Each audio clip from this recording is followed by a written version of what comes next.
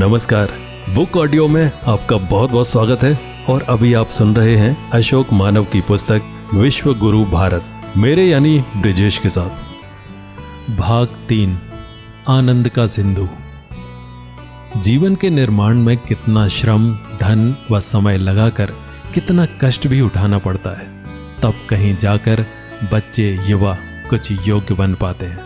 यह भौतिक जीवन का लक्ष्य पाने के लिए आवश्यक है, पर मन को संतुष्ट करने वाले परम सुख की प्राप्ति निज आत्मा के ज्ञान से ही हो सकती है। सच्ची शांति व आनंद के जिस स्रोत को पाने के लिए मानव संसार में भटक रहा है, वह उसकी आत्मा के अंदर ही छिपा है, पर कस्तूरी के मृग की भांति भटकने पर विवश है। कस्तूरी कुंडल बसे, मृग ढूंढे वन माहे, ऐसे घट घट ब्रह्म है, दुनिया जानत नाहे। सच्चे जिज्ञासुओं ने महान तत्वदर्शी गुरु की खोज की और उनकी सेवा में समर्पित होकर द्विज बने। ऐसे सद्गुरुदेव की कृपा से आत्मा में उनका द्विज दूसरा जन्म हो गया। आत्मज्ञान के ऐसे विराट सूर्य सद्गुरुदेव से मन का दुखदायी अंधकार मिट गया।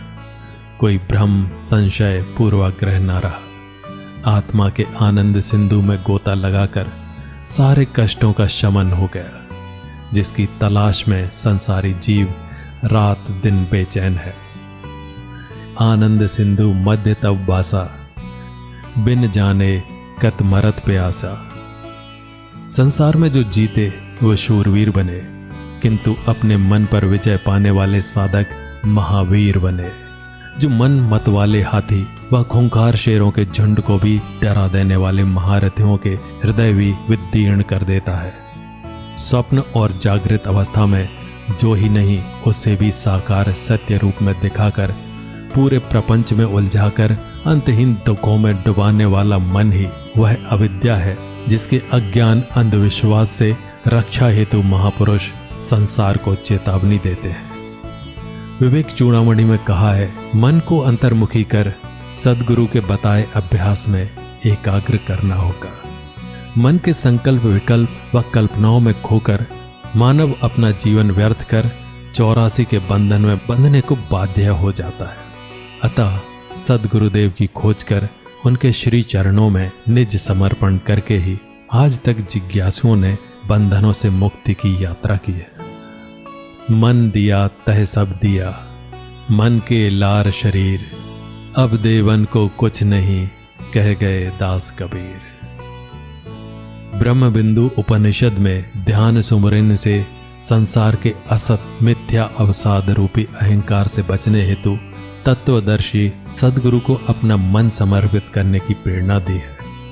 तन मन धन सब अर्पण गुरु चरणन कीजे, ब्रह्मानंद परम पाद मोक्ष गति लीजिए। मन का सूक्ष्म विज्ञान संसार नहीं जानता। शरीर क्रिया विज्ञान, चिकित्सा विज्ञान, अंतरिक्ष विज्ञान की उपलब्धियों से अनेक रहस्य खुले। ये है मन की शक्ति। संसार के भोगों में नष्ट हो रही मन की अगाध क्षमता के कल्याणकारी उपयोग से संसार को सुखी समृद्ध अवश्य बनाया जा सकता है, किंतु मन की उल्टी गति से रावण, कंस, जरासंध जैसे राक्षस भी नष्ट हो जाते हैं।